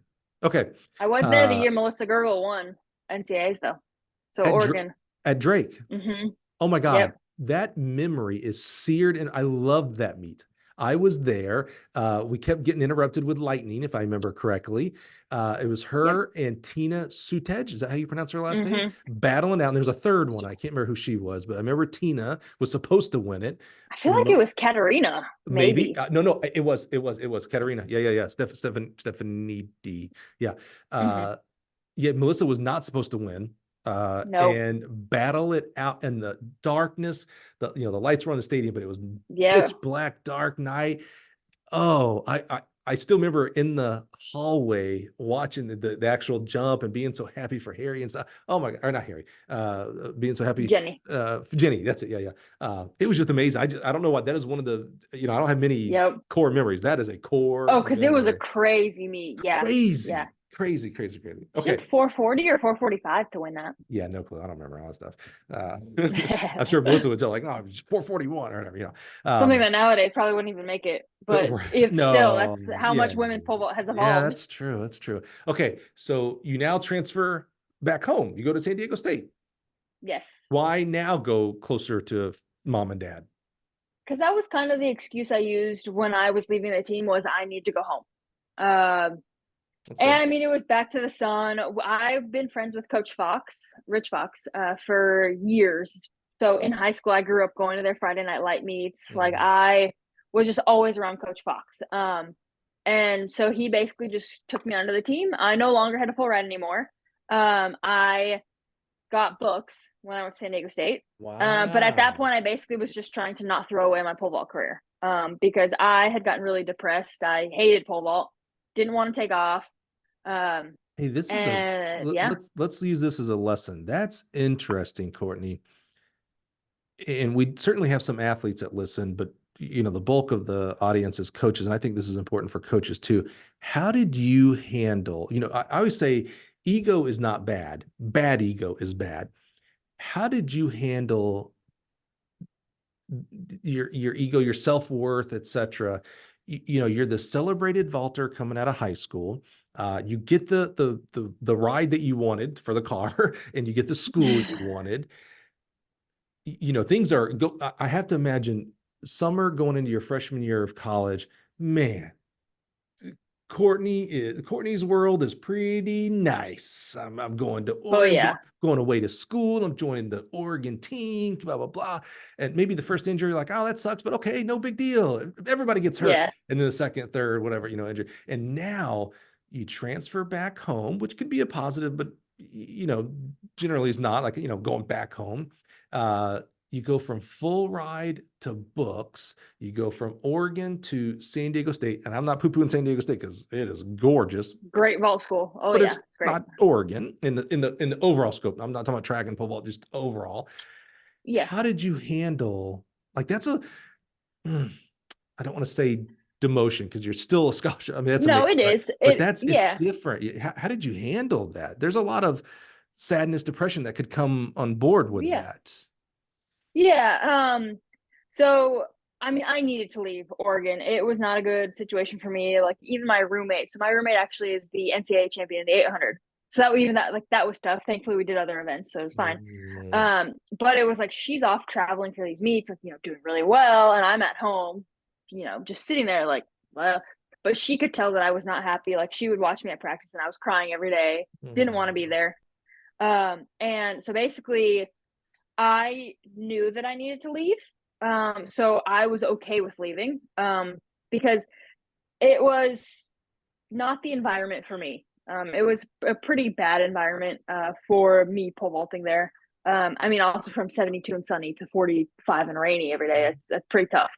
Um, and so when I got to San Diego State, he actually helped me with the mental side of it. mm. So he allowed me to kind of build back up. And so did Mark Vanderbilt. He helped me build back up because I wasn't allowed to step on the runway until I knew I was going to take off. So I would have to do pole runs until I knew I could visualize and like see myself taking off, and then I was allowed on the runway. Mm. And that actually helped a lot. So if anybody has run through issues, make them do pole runs until they actively see themselves taking off. And then yeah. But so Fox, we had, and he still does to this day. They have a therapist who comes out and talks with the team. He actually is like at every meet for the pole vaulters. Wow. So yeah, they actually like, and this started when I was on the team. He had this guy come out and work with us. Hmm. And then there was also Beverly Kearney. So Bev Yeah. Kearney. Yeah. She the sprint coach was really good friends with her. I don't really know the relationship, but she was just always at practice. Bev Kearney from Texas. I think so. Yeah, she's the former women's head Like coach there. legendary track coach. Yeah. Legendary. Yeah, yeah. Yeah. She would be at our practices and she actually helped me a lot because she would sit down with me and like talk about pole vault with me. She would like talk through like my fears, talk through everything. So she was actually a great therapist in herself. And so they basically kind of got me mentally able to pole vault again. Not Bev Kearney. It was I think she's out of Kentucky. I actually She have no idea, but it was a legendary track coach. legendary. Bev Boy, Kearney. I'm embarrassed. I can't think of her name. She's coach at Tennessee, Cal Poly, Texas. Michelle. Ugh. No, I worked with her a I lot don't know at who you're trying to get to. USATF. I worked with her a lot. She does a lot in coaches education. The one of the USTF CCA team awards is named after her. Oh my gosh. But yeah, she was in San Diego at the time. Bev Kearney was the head coach at University of Texas Women, had a horrific car accident and was it's, she's still alive, in a wheelchair. At the time, she was walking, but she would use a cane. I remember that because we would walk laps on the track. Maybe it was Bev then. Okay. Wow, that's awesome. Okay. Definitely Bev Kearney. Yeah. I did not know Bev Kearney in West Coast. That's where it's tripping me up. Yeah. Okay. Wow. Yeah. Kudos. She was there with the sprint coach, Michelle. I don't know her last name. Freeman back then, I think. Yeah. Yeah. Now our women's relay coach for USA. Yeah. They were like. Yeah. Yep. Good. That makes sense. Yep. Mm-hmm. Yeah. Mm-hmm. Yeah, but yeah, so she helped me a lot. So basically they allowed me to kind of work through, the mental side of pole vault, because there is a time like pole vault is actually not very mental. It's not supposed to be, but a lot of people make it mental because it is scary, but it's kind of like pole vault goes better if you think less. And I've realized that now, because now I'm the most confident I've ever been. But at the time, yeah, Fox would let me start on. So in college, I was probably on like a 14 170. Like that would be my biggest pole in college. Or like a 14 6 170. But he would let me start on like a 12 140. And he would just be like, all right, take off. And I would start on that pole, and then when I was comfortable, I would go up, and we would skip poles once I was comfortable. So he basically got me to a point where I would like be able to jump on the poles that I needed to be on. And then I PR'd at my last meet ever in college. I jumped 13.7. Kudos to you for not giving up, by the way. Did it ever cross your mind? Yeah. Oh yeah. Especially at Oregon. I didn't want to be doing track anymore, but it was something where I was like so committed at that point where I was like, well, I can't quit now. And then, I wasn't going to pole after college. Because you jump 13.7, like you're not making an Olympic team, you're not making USAs, you're not like at this point that's just not good. It's not good enough to be professional. And so I was like, okay, well, I guess my career is over now at this point. And so but Chris Mack was at the training center, and they would come up. So the training center actually was like under construction when I was a senior in college. And so that group would come up and train at San Diego State like a couple times a week. And so he would always talk to us. So Chris Mack actually had recruited me to Stanford and then Cincinnati when I was a senior in high school. So I knew Chris Mack from earlier. And so he would always ask me, he's like, oh, when are you going to come jump with me out of the center? And I'd be like, oh, well, I'm probably not going to pole vault, but like, yeah, maybe. And so Fox, at the time, he was a head recruiter for SDPD, so the San Diego Police Department. And so I basically I got accepted. I went through, took the test. I applied to be a police officer.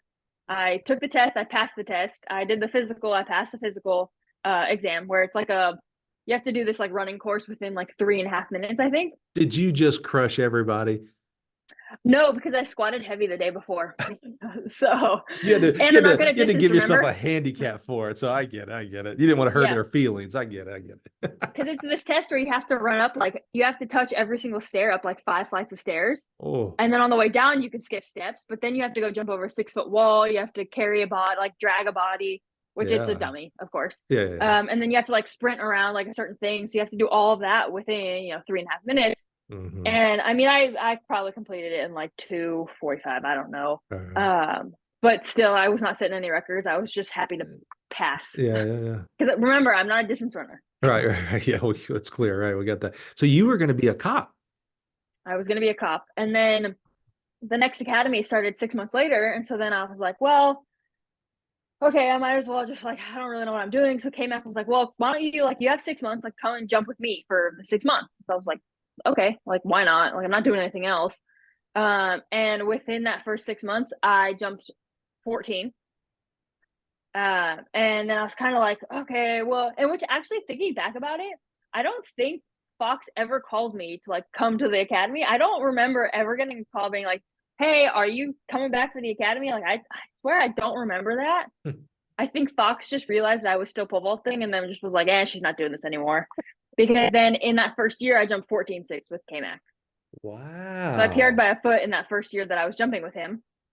What we don't get into X's and O's, but what changed? Was it a continuation I of was the change in environment going, your last year and then going into the Olympic Training Center? Was there something magic? And Chris, by the way, great coach. So it could be, but also is Fox, right? I mean, that guy is also an amazing coach. So yeah, I don't know that it necessarily like, better coaching style from Mac to it's just Fox, but different. yeah. Different. So Fox only coaches pole vault. That's it. He doesn't coach like anything else. So like the sprints, running, like that's Mhm. Coach Burrell. But it was KMAC. One, he focused on how I ran. So I improved my running form. I actually got a lot faster with Mm. KMAC.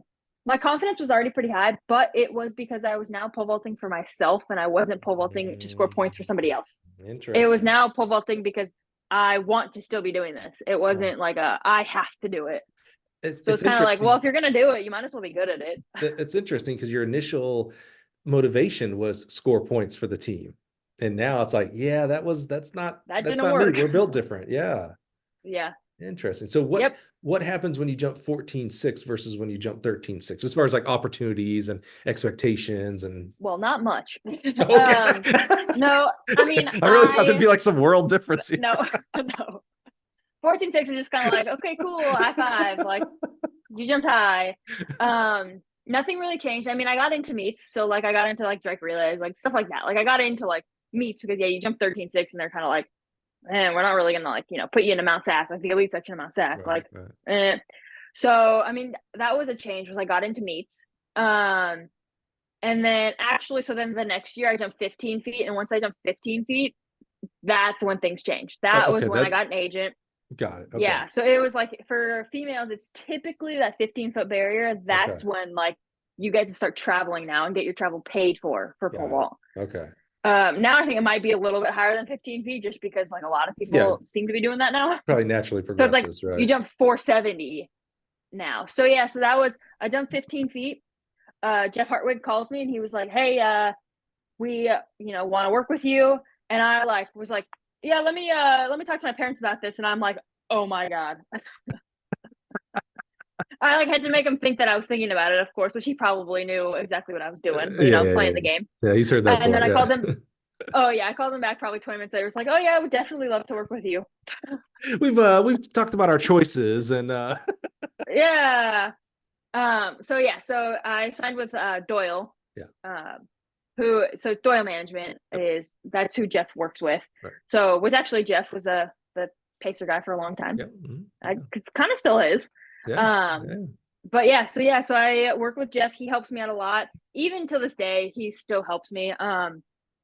But yeah, so he would get me into meets. I would travel to Europe. And yeah, I got to go compete in Europe at some of the craziest meets. Europe has some crazy pole vault street meets. So let's talk about some experiences because what's amazing to me, athletes of your caliber, you have just some experiences that the normal. And, I've coached at a high level and I'm at a pretty high level as far as meets and stuff like that, and I still will never have the kind of experiences. So my first question on experiences is, pole vaulting is really big into numbers, barriers, right? The 14 Mm-hmm. foot, the 15 foot, and I've forgotten all my metrics since I haven't coached in forever. But the first 450 jump or something. I'm probably making numbers Yeah. up, but I know like for the guys, 5 meters in high school, that's a big number to hit. 6 meters, Yeah. obviously, on the professional side for guys. Do you remember the first 15-foot barrier, like, especially someone who has battled in that Oh yeah. 13.6 range for a long time, and then you started Mm-hmm. breaking some big 6-inch barriers. Do you remember 15 foot for the first time and what that felt like? Oh yeah, that felt because I actually jumped 463 the first time, so that's 15.2 my PR. Okay. And I beat Jenser at the meet. She no Oh, headed, okay. but I still beat It's her. like, wow. Hey, in the win column, that Hey, goes as a win, man. still, and that it was like whoa, like it felt really cool to jump 15 feet, and it was this thing where it was like, okay, I hit this number, doors just opened. Hmm. Because it was that number that like allowed things to start happening. Because before it was like I jumped 450 and it was kind of like, you just still don't really have the marks. Because like I would be asking Jeff, like, "Oh, Jeff, can I get into these meets?" And he's like, "Oh, well, we have like these people, whatever." And I'd be like, "Oh, can I go to Europe?" And then it was like, "You jump 15 feet," and then instantly it's like, "All right, do you want to go to Europe this summer?" Because Wow. now they have that mark that they can take to meet promoters, and then they're like, hey, I have this girl, she's jumped this. Right. And it's not just like every other European girl out there. Because I mean, they have people who are significantly cheaper because they're from their Right. country, and they're like, oh yeah, we'll just have them come to our meet. Right. But if you jump 15 feet, and they're like, they can sell that, you know.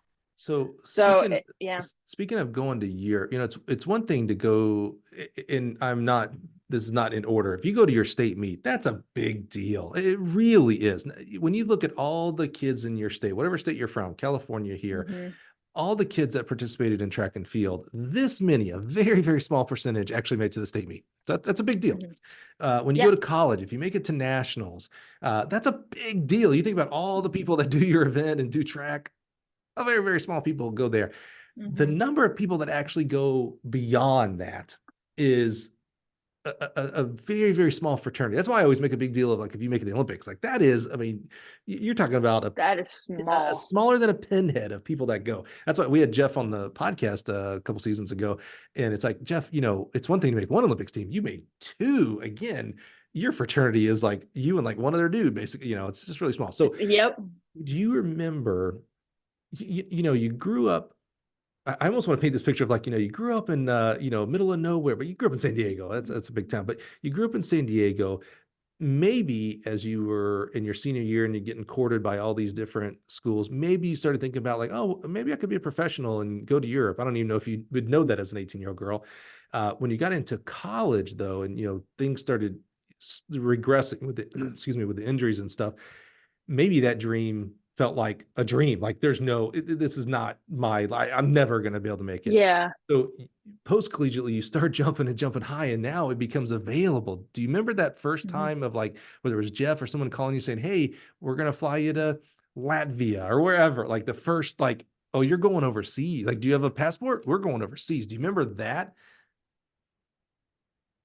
I mean, I like just literally jumping that 15 feet. Like, I remember that, where it was just like, I get to travel. Because my biggest thing was I wanted to travel the world. Yeah. So, because like when I graduated college, while I was waiting for the academy, and I was still talking to KMAC about training there, my cousin and I went backpack across Europe for 2 months.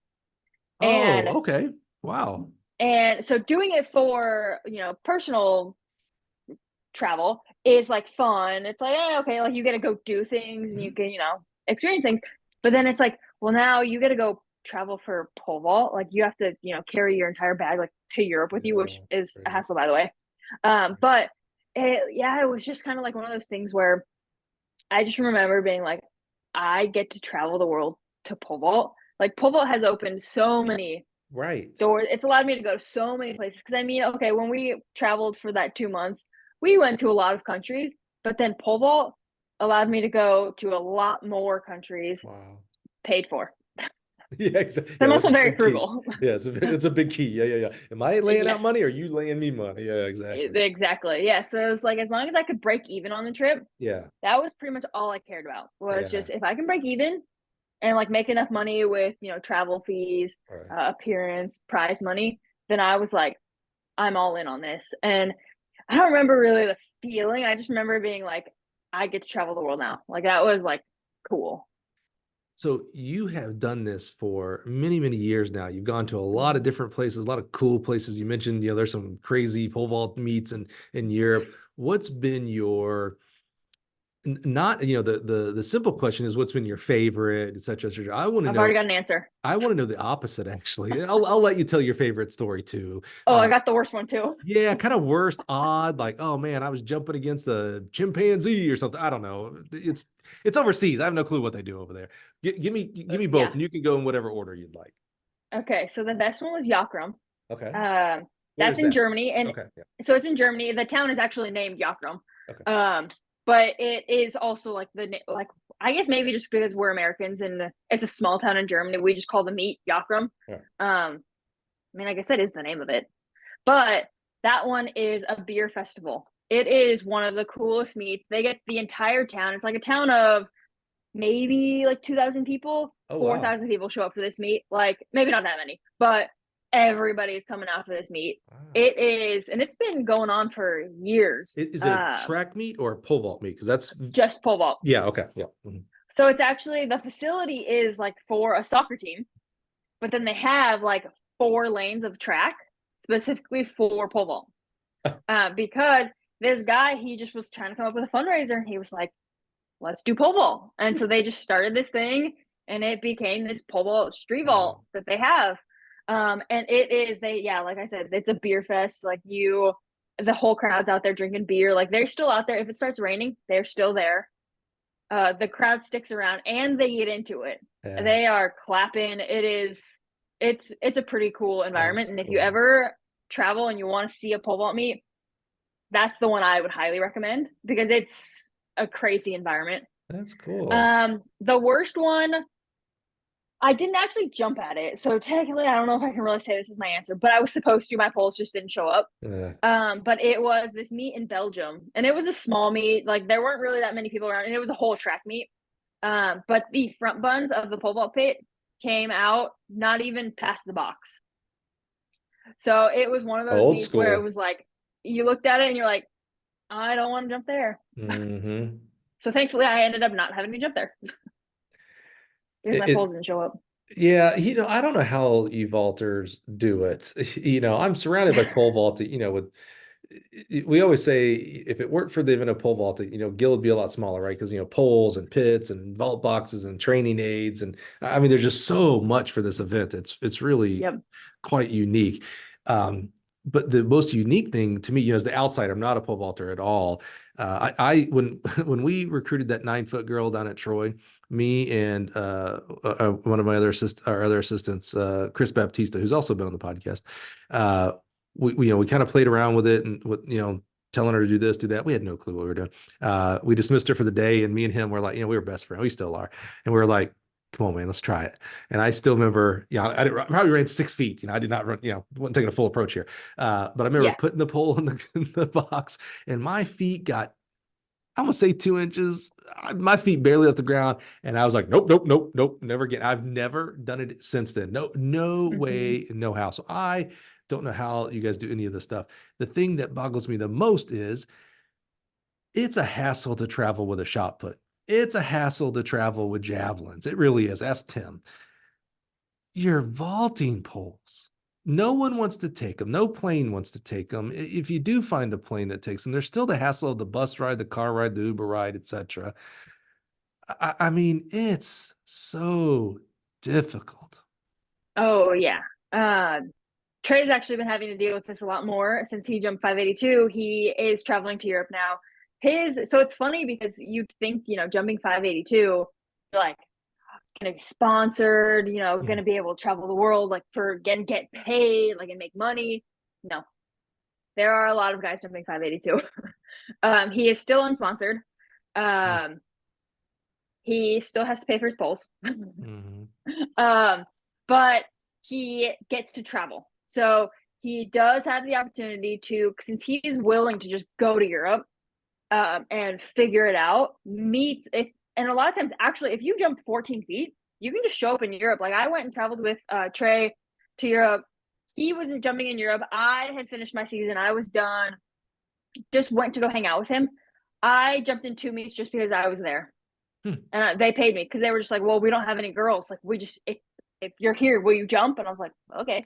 Wow. So a lot of times, actually, if you are willing to just show up, you probably talk to them first, but be like, hey, I'm coming out.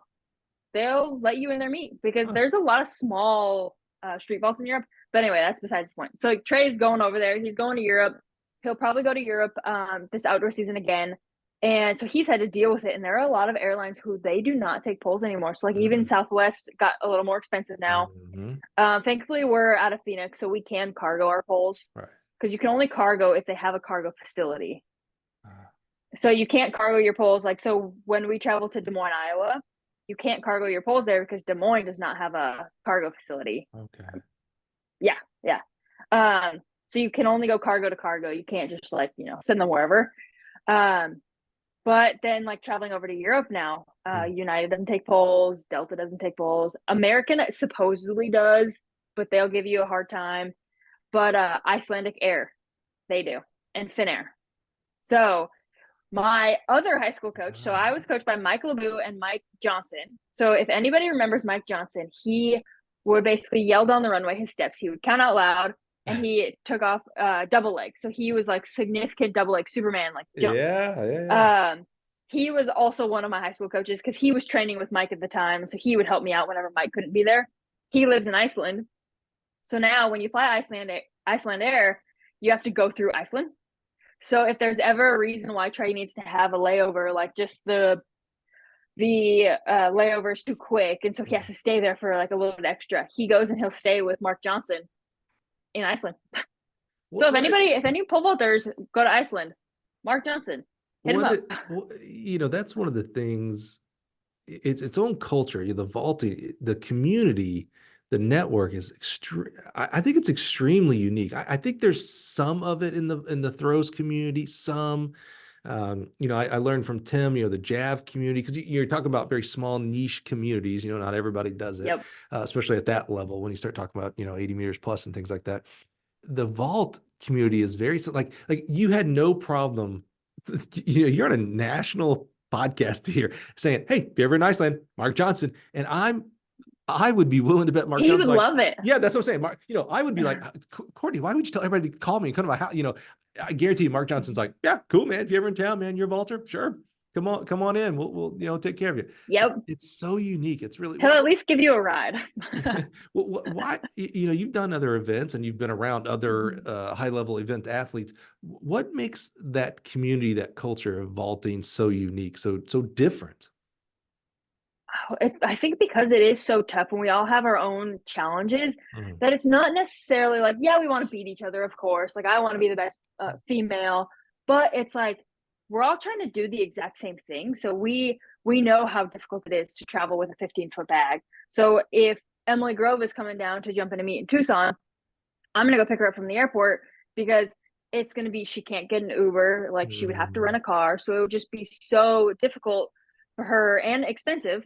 So it's like, hey, well, I mean, yeah, I'm competing against Emily to win this meet, but yet she's also one of my closest friends, and I'm going to help her out to get there because I know how difficult it is. And so, yeah, the pole vaulting community, everybody just really wants to help everybody else out because we all have our own things that we're working through. And like, yeah, you want to be the best, but you also want to have the best there to prove that you are the best. You want to, you don't want to like, oh, I can't pick you up because I'm competing against you. So figure it out. Yeah, it's really like unique. I want to help you out because we're all in the same situation too. Like we're all like trying to just make it work in pole vault. Yeah. Again, not being the vaulter, but when I came into Gill, it was a really kind of sweet spot in pole vaulting for America, for men. Derek Miles, Toby Stevenson, Jeff Hartwig, and all jumped on our poles. And so I got to kind of, be around them. And, like I still remember, being at Drake with Toby and him jumping and me explaining the new crossbar, just got to kind of see that culture a little bit. It was always like, man, these guys, like they're killers. I mean, don't get it twisted. They wanted to win. They wanted to beat the other people. But it felt like they more wanted to beat the bar. They wanted to beat 6 meters, 6'10", whatever. That always felt like the bigger enemy, not the next person on the runway. And so it was just always a unique culture and really cool to, kind of be on the fringe of and, be the outsider watching and just seeing how they interact with each other and stuff. It's really interesting. Yeah. And I mean, all of us pole vaulters are generally pretty weird. Like there's gotta be something like if you're stuck in it this long and like you're being an elite at this, like there's probably something a little weird with you. But it's like, we're all kind of like similar in that aspect where we all have something that's like different with us, yet, and we also hang out a lot too. So it's like you go to meets, you're seeing the same people over and over again at meets, and so it's like you're spending a lot of time with these people, and so then you get to know them and you get to become friends with them, just solely because you're spending a lot of time with them. Like you're standing in the line, like warming up, you're standing talking to each other. Right. That's interesting because that's different than like the sprints. That you're on your own little lane, but here you are. You guys are in like Sunday school. You're all in line, and what else are you gonna do besides talk? Hey, where are you opening up at? Hey, who's your coach? How's that go? Yeah. That's I never thought about that line aspect. That's kind of unique. To well, it and then well. like it's like people will come to me and they're like, oh, like they have a run through issue. And they'll be like, oh, well, how'd you get through it? Because like I had a significant run through problem in college. And then now I'm more confident than I've ever been. Mm. And so they'll like ask me for advice on that. And so it's like, or like I'll come and I'll ask like someone for advice on like, how'd you get over this? Or what'd you do in this situation? Like, how'd you get your hips upside down? Like, and so, yeah, it's literally just like sharing knowledge, Yeah. with each other too, because it's like, that's the only way you really can learn is like, how'd you do it? Like, was there something like a key word that you used Right. that helped? So it's like something slightly different than what you're hearing now. Right. It's like, did you word it differently and did that work for you? Huh. So yeah, because It's interesting. if kids have run through issues, come to me because I have a lot of tips and tricks. You're the expert at the run through. I love it. Love it. Yes. And I love trying to get kids to stop running through. Yeah, that used to be. I still remember when Trey was with us at Mississippi State. I didn't coach the vaulters because I just can't. And I remember I had my back towards the pole vault pit, and I'm working with the sprinters, or probably the long jumpers, and it was just run through after run through after run through. And I knew nothing. I still don't know anything, but I remember just turning and yelling. And the vault coach is there. So I don't know why. This is Take bad. off. This is bad coaching because I'm stepping over the pole vault coach, and I just turned. I was like, get in the I was like, just take off. Like, what are you Yes. guys doing? Yes. It was terrible. I should not have done that, but I just was very frustrated with just Hey, hearing run through after run through after run through. And it's like, you can't make a bar doing that. So, I know, which actually why I'm more confident than ever is because since Trey is my coach, I want him to actually enjoy being out there. mm, So I'm like, well, you're sitting here using your time to be out here to coach me. So I'm going to give you something to watch. mm, So if I run through, nobody wants to see that. right, right. That Like, that's makes just a sense. waste of time. Yeah, So yeah, that so makes it's like sense. am respecting his time and taking off. Oh, we got a few minutes to go here, Courtney. Kind of catch us up to speed. You talked about doing some coaching. You're still competing, so Mm-hmm. talk to us about Mm-hmm. how you're in a different transition of life. First of all, you're Yep. married. That's a whole different trend. Pre interview here, we talked about my marriage and your marriage. That changes, and that changes life. You're still competing. You're still working to compete at the highest level. That alone, that's a full-time job. You're working full-time with us. You're coaching. Kind of how did all that morph, and how do you make all that work? That's a lot of things to juggle there. Yeah, thankfully, all the jobs I've had while still pole vaulting have worked very well with my schedule. So training and traveling. So Jen and Steve gave me the opportunity to work at Gill, and they're working with my schedule. So I start early and get off early on some days, so that way I can go down and train. And then the high school is I only show up on certain days when I coach at the high school. So I'm down there not that often. Mhm. But it still works because actually a lot of the kids they go to AZPVA. So they jump at AZPVA and then I coach them at the track meets. But thankfully, yeah, like Jen and Steve were willing to give me the chance and see like, can we make it work with working Mhm. remote and with traveling to track meets? So like this weekend, I'm going and jumping out at UCSD, so in Mhm. San Diego. We're going out there and I will be working on the road and in the morning. So before I jump, I'll work in the morning. Right. And then I am taking the day off after lunch because I got to go jump, so I'm a little busy. Um, but can't work through that one. But yeah, Yeah. Hey, they're if giving I me the see you, opportunity. if I ever see you on the runway, tap tap tap tap tap tap, tap, hello, I'll be like, hey, look, Courtney, we got to make Hold some up. decisions here. I'm not sure who we're prioritizing. I actually did it at Chandler Rotary. So one of the big meets here, there were 45 kids in the competition. And so I worked while I was at the track meet because it would take so long that I was like sitting there on my computer. So if you You're follow me on Instagram, such a there was a picture of me just superstar. I'm like on my computer, like sitting under my shade, like while the kids are going. Working But yeah, for basically just my bosses, doing our stuff, they help. working for Uh-huh. Gill. Oh, dude, that's Yep. actually kind of cool, man. Like that's Well, really then I'm at neat. the meets and there's people they're asking me questions about Pacer, and I'm like, Yeah. well, Yeah. Well, actually, you're experiencing something that I noticed, being here for so long. You're never really off. If you're around track, when I'm at church, no one mm-mm. asks me track questions, but when I go to a meet, whether I'm working, I'm always working. There is no Yep. off, so when you're there, it's like, oh, I got questions, so it's just always, Well, yeah. it just I always mean, goes. Yeah. yeah, and pole vault's obviously something that I enjoy. So it's like when I'm at a track meet and a coach comes up to me and I'm off the clock, I'm still going to talk to him Right. about What are you going to do? Say no? pole vault Right, things. right. Exactly. Like Garrett he tried to ask me a flex question when it was like 8 p.m. and he was asking me like flex questions, and I was like, I'll look at this in the morning. Yeah. Because I was like, for that one, I have to get on my computer and, look. Right. But yeah, I was like, Garrett, we'll talk about this tomorrow. So What, I do set some boundaries. so you said Trey's coaching you now. Yes. Yep. How's that dynamic? You go home together because that's your husband. How do you separate Trey, my husband, Trey, my best friend, Trey, my coach? How do you? Well, to Trey, I'm actually not his best friend. Okay, so Trey only has one best friend, and it is his best friend from high school. you're never supposed to assume. Look what I did. He's my best friend, but still, he was like, I only have one best friend. So I'm his good friend, by the way. I might be like getting close to, best friend territory, but maybe that's your 5th year anniversary gift. You'll be the best friend, or maybe 10 I get to be year. his I don't best know. friend. He'll give me like the best friend, like bracelets. I'll get promoted.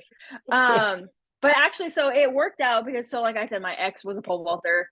We lived and trained together, and that was how I knew that is not what you want to do. Like, do not do that. Right. And so when we moved to Arizona, because so basically Trey had graduated college, I was at the center, but everybody left the center, and so then it was just me at the center with KMAC. And so then Trey we were deciding, like, okay, where are we going to go? What do you want to do after college? He couldn't stay out at Samford with Tiffin just because he needed to move on. It was time. Tiffin's a great coach. He would have jumped well with him, but he's a college coach with a family. Yeah, it's hard. And he's the head coach too. So he's not just the pole vault coach. He is in charge of a lot. So I knew if he came to the training center, because Trey got in, he was able to live at the center, fully funded. But if he came out there, we would have lived together. We would have trained together. We wouldn't have been roommates because you don't live together, but we would have been on site. Right. And I just knew, I was like, that would be too much time together. So like, even I had a job when I was out there. I worked at Dick's Sporting Goods. It was just too much. That's not enough like separation. Mm-hmm. So when we moved to Arizona, that was where I trained with Nick up at Risen Performance. Mm-hmm. And Trey trained down here at AZPVA with Dean. And so we were separate. So we would go to practice, we'd be separated. I would go to work. So actually I would like barely see him. And I mean, for a while it worked out. For 3 years, it worked out great because I would leave in the morning. I would leave at 6 a.m., go to work, go to practice, and then I would get home at like 7 p.m. But Trey would leave for work. So, cause he was coaching at the time. So he would leave, like at 2 o'clock in the afternoon, but then he'd be down there until 9 o'clock at night. And I would be asleep because I had to wake up at 6 a.m. So it did get to the point where I was like, we actually were not seeing each other at all. It was kind of like, well, I kind of want to hang out with him.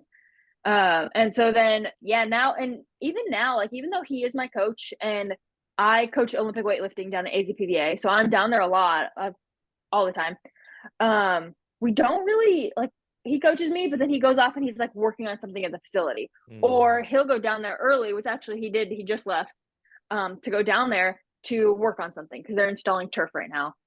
So we actually are separated, and we have figured out that we do not drive together to practice. We drive separate. Then we get to listen to our own music in the car. We get to listen because, like, I want to listen to my book. I listen to a lot of audiobooks. Oh, okay. I get to listen to my book. So he gets to listen to his music. One of the skills of a comedian or a TV show host or a podcast host is called the callback. It's being able to break. So you got to listen to your own stuff. Is he still listening to Froggy Fresh? Is that what he's listening to on the way? Dude, probably, honestly. Because I'm Googling it as soon as we're done here. I got to figure out what this Froggy Fresh thing is. Yeah, I'm a huge rap fan. I'm assuming Froggy Fresh is a rap. He's kind of like, I'm assuming he's a lot like Weird Al, I think. I loved Weird Al I know I've growing heard up. the song, Yeah. But it's been a couple years since I've listened to that song, right. so I don't even know. So you're But listening. no, he listens to Yellow Wolf a lot. What is that? I don't know. He also listens to a lot of podcasts. Yellow Wolf is a rapper. from the sound Okay. of things. I'll say I'm so But yeah, uncool. I don't know. I still no. my number one rapper is still Vanilla Ice. So I'm way uncool. I you might know that you're cool, and maybe he knows this because he's cool by proxy with you. I was flying from Dallas back up here to Bloomington, Illinois, and I got upgraded first class, and people kept coming in and asking for this guy that was sitting right across from me, the aisle, for a picture. And I was like, oh, this guy must be somebody, you know? And then we get to Bloomington and, again, people are coming up and, I just have no shame. So I just walked up to him. I was like, all right, man, you're obviously Who are you? somebody because everybody's taking pictures with you. Who are you? And he's like, I'm a rapper and I'm a huge rap fan. So I was like, oh, cool. And then I was like, oh, what's your name? He's like Young Gravy, which I had a hard time not laughing at his face. I love Young Gravy. I had a hard time because Young Gravy, it's kind of a weird name. But I was like, oh, cool, man. I was like, so what kind of rap do you do? And he's like, and I think, at this point, I have to remember generationally, I'm closer to 50 than he is to 20, probably. He's probably 20. And I think he's now like, oh, all right, old man, you're probably not going to like my rap, So he's like, fun rap. And I was like, oh, cool, man. I was like, Honestly, yeah, no, yeah. yeah. So I have to show off a little bit, Courtney. And, a friend of mine is Vanilla Ice. Rob is a friend of mine. And so I was like, well, this is my homeboy. I was like, you're too young. I show him a picture. Again, I'm now realizing I'm that old guy showing the young guy, it's like, oh my God, I'm sure he had his homeboy next to him. He's probably laughing at me. And he's like, oh man, that's Vanilla Ice. And I was like, well, bonus points for you knowing who that was, man. Hey, a lot of people know who Vanilla Ice is, I okay? know, but he's a little past his prime in Yeah. 2024 here. Although he still tours and he's amazing. Anyway, so I get my Twitter out. I'm like, oh, what's your Twitter? I'll follow you and whatever. And I started listening to his music. I got home and said, hey Alexa, play. And it's kind of cool, man. I'm kind of It's a younger. He yeah. doesn't know this. He made one more fan that day because he talked to me and didn't just blow me off because he's famous or Yeah. whatever. Yeah. And he's extremely tall too. I don't know if he stood up next to you. No, He's very tall. tall. And Yeah. he had just gotten hurt, so his hand was wrapped up. And I saw the footage of the concert where he tripped over. There was Oh. like plywood in front of a concert stage, and he tripped over and busted his hand. I don't know how we got on this story, by the way, but really, maybe I just wanted to make sure everybody listening Trey knows listening to rap. that I'm friends with Young Gravy. That's really the moral of the story here. All right, so you drive separately. Okay, we have just a few minutes because we have a hard stop time here because both of us we have to eat lunch. That's what we do. Yep. Wrap us up, Courtney. What does the future look like? You're still vaulting, you're coaching, you're working with us. Thank God. I love that you're a teammate of ours. What's the hopes, goals, and dreams for the next stage of life? We talked about this before recording, but we go through stages, we change. What's on your mind today, what the future might look like? Well, kids eventually. Still terrified of that fact. I still feel like it's a teenage pregnancy, even though I am 31. It still feels wrong, but it is getting to that point where it's like, okay, we do want to have kids. So within the next couple of years. But honestly, I'll be pole vaulting for as long as I can because it's fun. Like I don't want to do CrossFit, so I might as well just pole vault to stay in shape. At what level?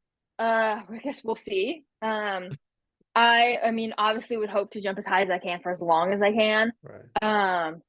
But this might be my last year, trying to be on the elite level, qualifying for USAs, which knock on wood, hopefully I qualify for USAs, the trials.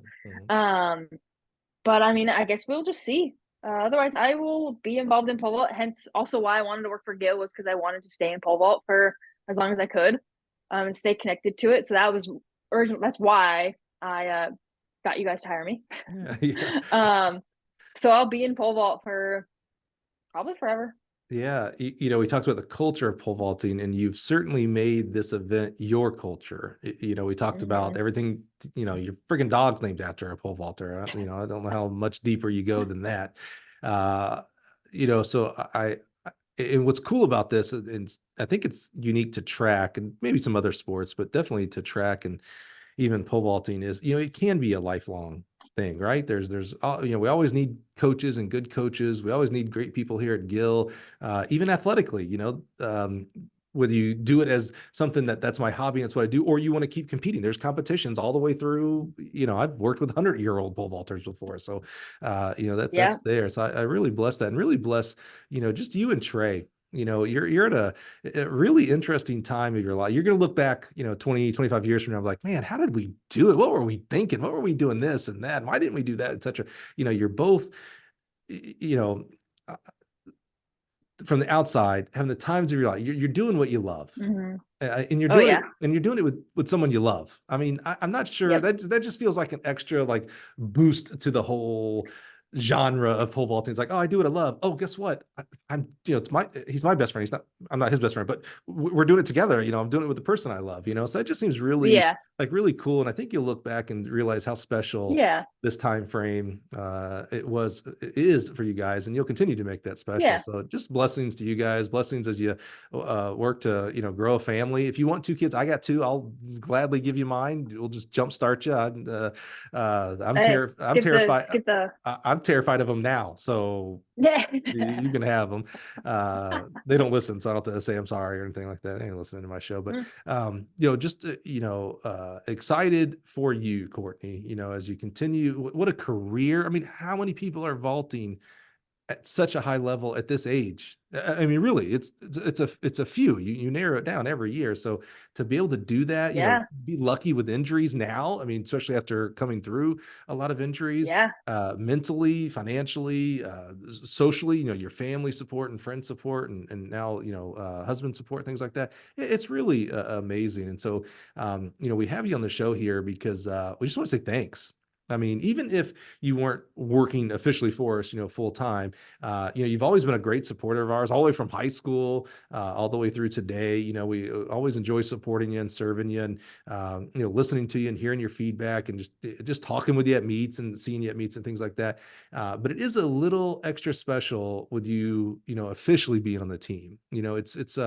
I truly, truly love and enjoy my teammates, and so when we do get a chance to work together and talk and things like that, it's cool. You make us better, and that's what I kind of want to leave today with. Just saying thank you. You make us better. You make our sport better, and we're just absolutely tickled pink to have you on the team and call you teammate. We're really grateful. Well, yeah. I mean, I'm just happy to be here, and I'm thankful for you for doing this and getting coaches and athletes out there and telling our story and kind of why we're involved with track and field. And also, side note, I will follow Trey around, watching him pole vault around the world. That's my goal. Oh man, That jeez. is, yeah. I'm more excited to watch him pole vault than me pole vault. Trey Oates, not Trey Hardy, right? Because he's not vaulting Yes, anymore. Trey Oates. Okay, I just want to make sure. Yeah, yeah, yeah. Just want to make sure. Just want to make sure. All right. Kortney, thank you so much. I know you're super busy, so anytime, I can get someone to carve out 2 hours for me, it's pretty humbling. Again, I'm very grateful for that. And I'm grateful for you guys being here again. This is a lot of fun for me. I truly enjoy the coaches. If you follow me on Twitter and through the podcast, no one's a bigger supporter of track and field coaches than I am. But I'll tell you what, having teammates on the show, it's pretty special because we are in it day in and day out, serving you guys and gals out there. And there's highs and lows. Thank goodness it is a job and a profession in an industry where there are many, many more highs than there are lows. But we're going to continue to just put our nose to the grind and keep working for you guys so you can make athletes like Kortney one day, because I know you will. So thanks for being here. Join us next week. We'll do it all over again. And again, not sure when you're listening to this episode, but really want to implore you, go back to the April and May section of the podcast in 2024. This state meet series is pretty special. We're really exploring and learning about every state and how they qualify for the outdoor state meet, what events they do, what special events they do. And we're going to put to rest the age-old question: is it state or states? Do you qualify for what did you say, Kortney? We got to get you on record. When you qualify for state, did you qualify for state? No S. State. No S. There you go. I think it's S when there's multiple. So Arizona. There's a lot of opinions. Let me tell you that. We're keeping track of them in the state meet series. Thanks, everybody. Appreciate you guys being here. Join us next week. We'll do it all over again. See ya.